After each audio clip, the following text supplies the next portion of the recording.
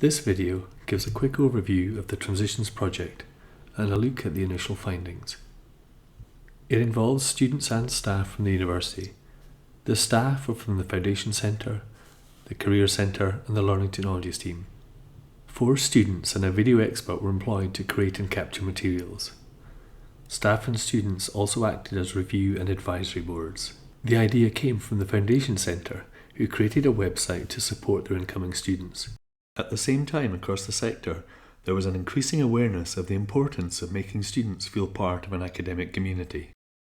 The Transitions into HE project builds on this, aiming to support incoming first years before they start at the university through an online course. It should help the students develop study skills and make the transition into the HE community at Durham. It's delivered using Duo. The course is organised into 4 main sections.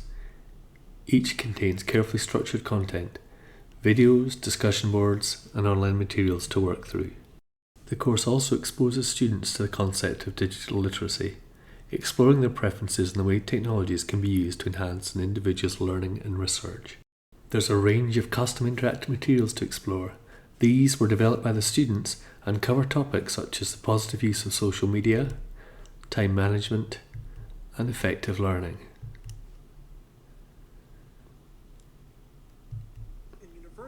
Staff and current students also feature in a range of videos shot for this project.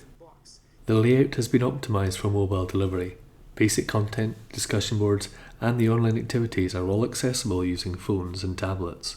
In just 1 month, the online course was accessed over 100,000 times. The vast majority of this activity, almost 80%, was the incoming students.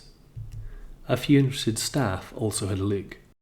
The contributions from members of the project team are partly building the site and partly interacting with the students once the course went live. We can see here shown in red the times when the project team accessed the site. Activity leapt when the course went live in September.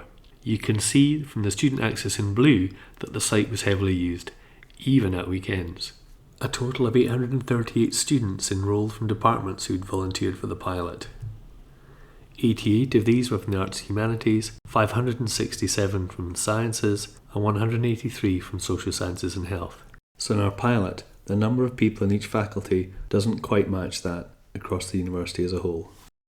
But it was nice to see that in each faculty, more than half the students enrolled took part in the course.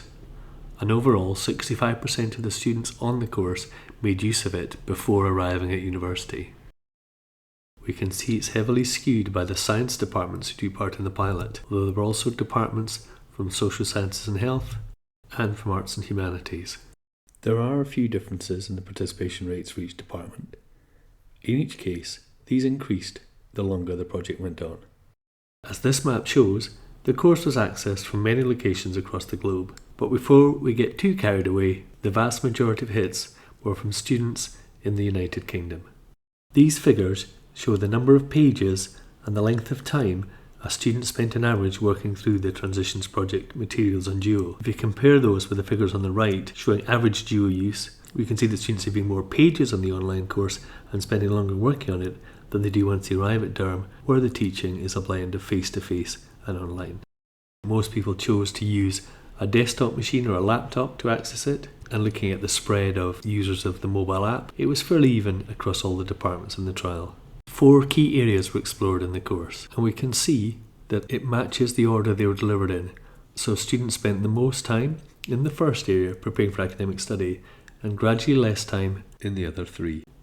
But we have to remember that the digital literacy and preparing for your arrival sections were not available until the 3rd week of the pilot. It'll be interesting to see if this trend of declining use is sustained when we roll out the course across the university next year. If we dig into the content types in a bit more detail, we can see some differences in the way students from each faculty engage with those in the Social Science and Health faculty, spending more time exploring the full features of the course, reading the announcements, spending a lot of time working through the content, and they were the most active in the online discussions. Again, we can see these students from Social Science and Health spending more time looking at the grades, but this was at the expense of watching some of the bespoke online materials we developed and the custom videos. Looking at the videos in more detail for a minute, we'll start with those where the lecturers were the focus. And again, we see an interesting pattern, particularly with the pharmacy students who were less worried about independent learning, but very keen to learn about research-led teaching. If we look at the recordings from the career service, we can see that the pattern of usage was fairly even across all departments.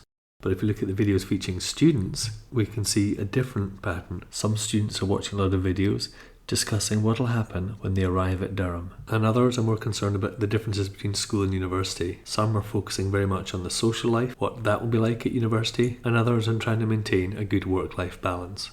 In one part of the project, we used a tool called the iTest developed by Exeter University. This is a short quiz which highlights the importance of being a digitally literate student and offers ideas on how students can integrate more technologies into their university career. When we look at the plot of student results, these are all the science students. The further out they are on this diagram, the more confident they are about working in these areas. Adding the social science and health students, we can see that they have very similar profiles. But when we add the arts and humanities students, these are a bit different. They're less confident in using some of the digital technologies and show a greater preference for traditional modes of learning. We asked students to describe their experience before starting this course, and many showed a mixture of being nervous but excited.